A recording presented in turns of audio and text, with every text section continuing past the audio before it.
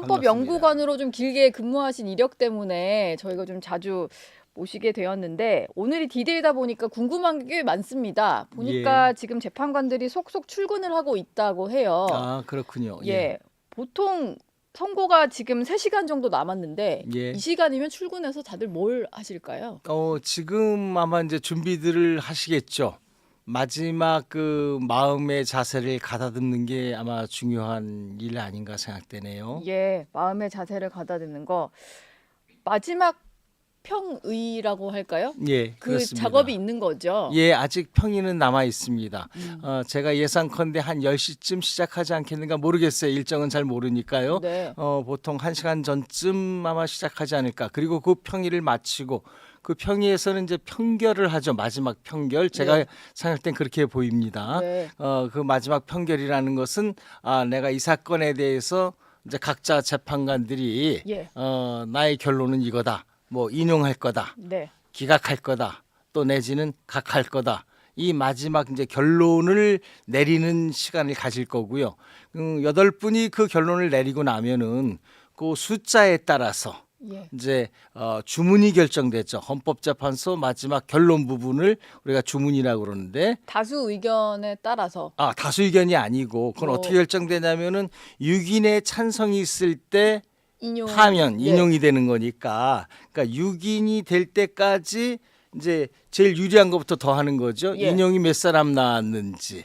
그리고 나서 6인이 안 됐다. 그러면 이제 기각으로 갈 건지 각하로 갈 건지가 결정되니까 그 6번째 되는 자리가 기각인지에 따라서 이제 그다음에 이제 결정되면은 되는 거죠. 예. 지금 평결이 이미 있을 것이다라고 얘기를 하는데 교수님이 그런 좀 보시기에는 분들도 계시지만 제가 네. 볼 때 이처럼 중요한 사건들은 통상적으로 네. 아직 평결을 안 한 상태다라고 보는 게 맞습니다. 그러면 정말 중요한 결정은 오늘 오전에 선고 전에 예. 정리가 될 수 있겠네요. 예, 이때 정리가 되죠. 물론 이때 결정문 쓰는 건 아니에요. 네. 결정문은 가령 인용된다면 어떤 결정문, 그다음에 기각된다면 어떤 결정문, 각하된다면 어떤 결정문을 이미 벌써 다 준비는 다 돼 있어요. 지난 월요일에 교수님이 이미 말씀해 주셨어요. 결정문은 이미 써져 있을 것 같다. 예, 그리고 그렇습니다. 그 다음 날 선고기일이 잡히길래 제가 좀 놀랐었거든요. 예. 예. 맞습니다. 이미 다 준비는 다 돼 있는 상태고요. 네.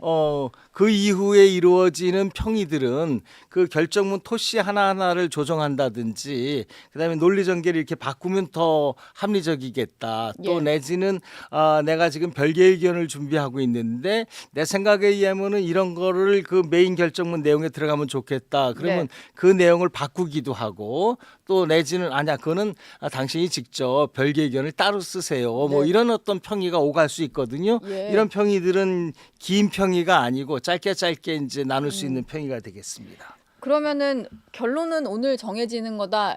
이렇게 좀 생각할 수도 있겠네요. 예, 오늘 10시 이후에 예. 결론이 나올 겁니다. 그때 비로소.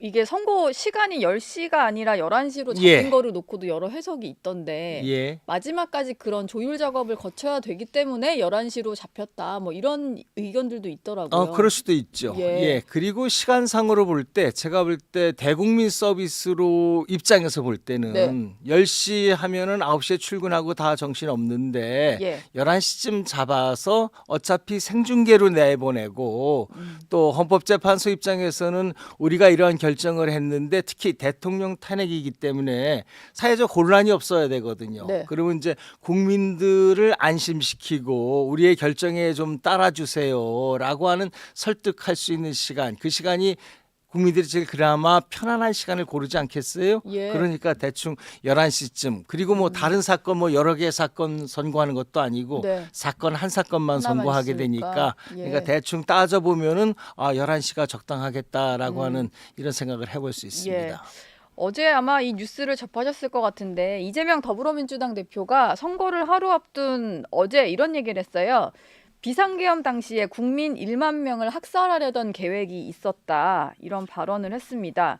일단 국민의힘에서는 전혀 사실이 아닌 것이고 탄핵 기각 결정을 뒤집어 보려는 그런 의도를 가진 말이다. 이렇게 반박을 하더라고요. 예. 이 말은 좀 어떻게 들으셨나요? 저는 깜짝 놀랐습니다.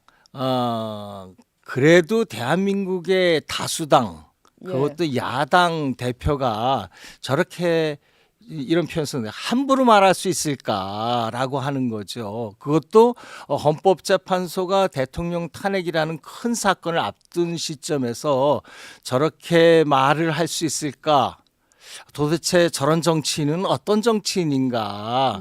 평소에도 말을 함부로 하는 거는 봤지만 예. 저렇게 말할 수 있을까라는 것에 대해서 몹시 실망했고요. 네. 그다음에 정치인 자격이 없다. 저는 이렇게 개인적으로 판단하는데 네. 왜 그러냐 하면은 이게 지금 대통령 탄핵이라 하면은요. 대통령 자격이 없다 너는 국민들이 이렇게 판단하는 거거든요. 대통령 자격이 있고 없고 중에 제일 중요한 것이 너는 국민을 사랑하지 않아. 예. 이게 가장 중요하지 않겠어요? 네. 지금 국민들이 뽑아준 이유는 너희 대통령이 돼서 나를 먹게 좀 살게 해달라. 국민을 위해서 일해달라라는 건데 네.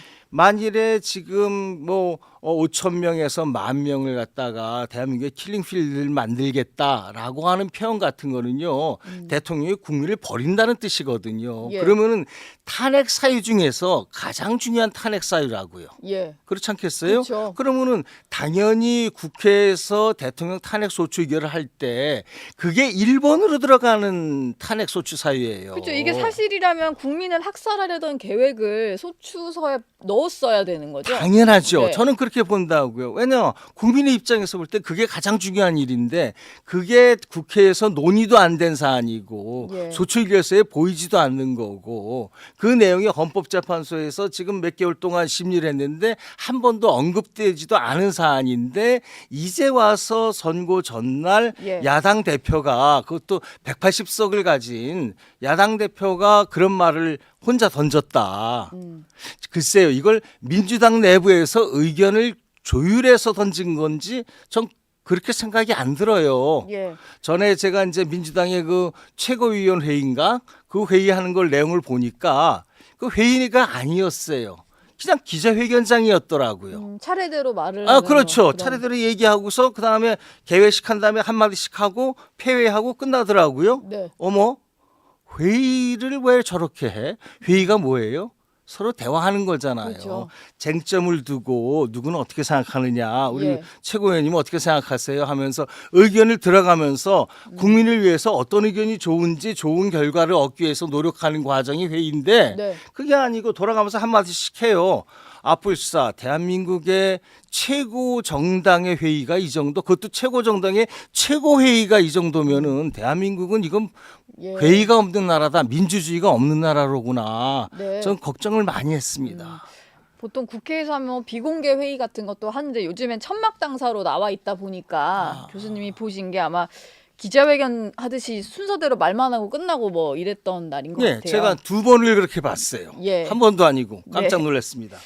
알겠습니다. 근데 이재명 대표 이 말은 분명히 국민들에게 심리적으로 끼치는 영향은 있거든요. 그렇습니다. 10,000명을 학살하려 했다. 이건 정말 무서운 얘기잖아요. 예. 그래서 대통령 대리인단 측에서도 새빨간 거짓말이다라고 이제 입장을 낸 거고 국민의힘도 반박을 했는데 여론에는 영향을 줄 수 있다 치고요. 혹시 헌법재판소 재판관들의 어떤 판결에도 영향을 끼칠 수 있는 말이라고 보시나요? 전혀 없다고 보죠. 오히려 있다면은 아마 반감을 사지 않았을까 하는 생각이죠. 오히려 반감. 예, 제가 볼 때는 법률가들은 훈련된 사람들이에요. 네. 재판관은 법조 경력이 보통 30년 이상 된단 말이에요. 네. 그러면은 어떤 훈련이 돼 있냐면 어떤 주장과 그것을 뒷받침하는 증거, 이 두 가지가 합쳐졌을 때 객관적인 사실을 찾을 수 있고 예. 그 사실을 바탕으로 법을 적용해서 결론을 도출한다라고 하는 기본 세팅은 완벽하게 준비된 분들이란 말이에요. 네. 그럼 이런 사람들이 그런 이야기를 들을 때 일단 말만 나왔잖아요. 이 말 나왔다는 것 자체는 우리가 이제 법적으로 이제 주장 정도인데 예.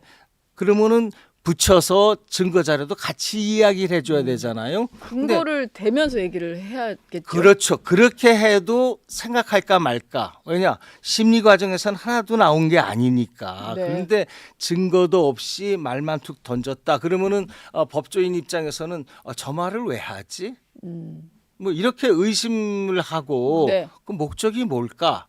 그러니까 오히려 그런 생각을 하게 되면 참 이상하게 생각하지 않겠어요? 의도가 좀 의심스럽다거나 네, 그렇습니다.